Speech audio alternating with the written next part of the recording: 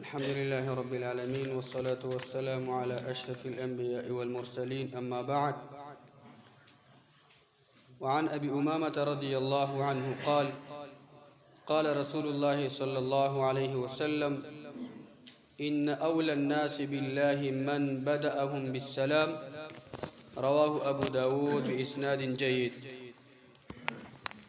كتاب رياض الصالحين یوسلو دودیشم نمبر باب شروع بابو په باره د طریقه د سلام کې. په دې باب کې شپږم نمبر حدیث ته ابو امامه رضی الله عنه روایت ته داوی چې رسول الله صلی الله علیه وسلم فرمایلی دي ان اولى الناس بالله، یقینا ډیر نږدې په انسانانو کې خلقو کې الله ته څومره خسته الفاظ د الله پیغمبر صلی الله علیه وسلم دا بیانې او تاکید په ډیر زیات استعمالي. ان دام د پاره تاکید دی، اولا دام صيغه د اسم تفضیل لا. ان اولى الناس بالله، یقینا په انسانانو کې الله ته ډیر نږدې. هغه څوک دی من بدأهم بالسلام، چاچی په دوی کې په سلام باندې پیل وکړو، شروع وکړه. یعنی چاچی اول سلام واچو السلام علیکم ورحمت الله وبرکاته. دا په انسانانو کې غوره انسان دی الله ته. څومره آسان عمل دی، او مقام ته وګوره او درجه ته وګوره او منصب ته وګوره چې د ځمکې والا مؤمن توحید عقیده بکی او د توحید د عقیده سره دا عمل پکې راشي چې ارزه کې و ارزه کې چا سره اول ملاقات کې اول سلام دا چي دیر ته متوجي چې زیر پلان کې سره ملاويږم اول سلام په زواچوم، جمعه ته داخلي کوم چې اول سلام زواچوم، چا سره ملاقات کوم چې اول سلام زواچوم. نو دا انسان چې دی دا مؤمن مسلمان په دې انسانانو کې الله ته غوره انسان دی چې څوک د ملاقات په وخت کې هغه اول سلام شروع کوي. دا غوره انسان د لازم غو تاسو په دې کې راولي. دا بل روایت ته سره دا باب ختميږي. ابو جوری الحجیمی رضی الله عنه د دې خپل نوم جابر بن سلیم دی. جابر د خپل نوم دی او د پلار نوم سلیم دی.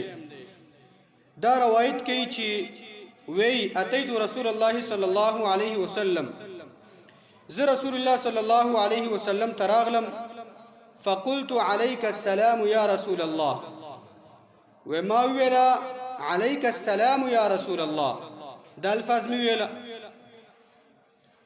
نو قال نبی صلی الله علیه وسلم ورته ویلا لا تقل عليك السلام،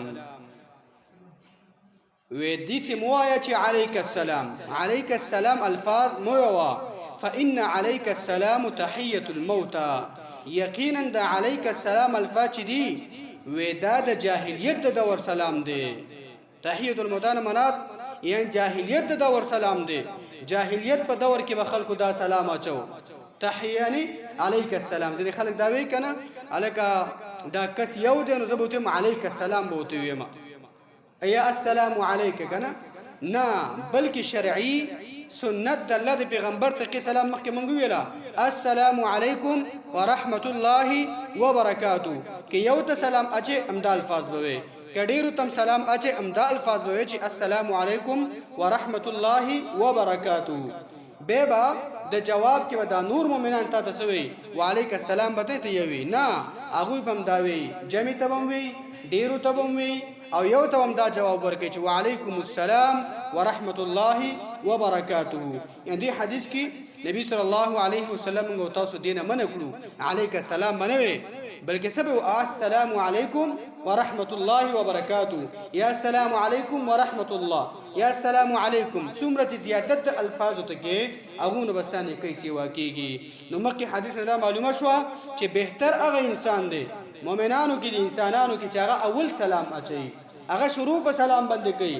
لار باندې څومره ملاقاتونه موږ تاسو کوو، څومره خلکو باندې تیریږو بس دا حدیث نظر ته ونیسه او دا د خپل د مخ ته ونیسه او دغه بهترونو کسانو کې ځان راواله.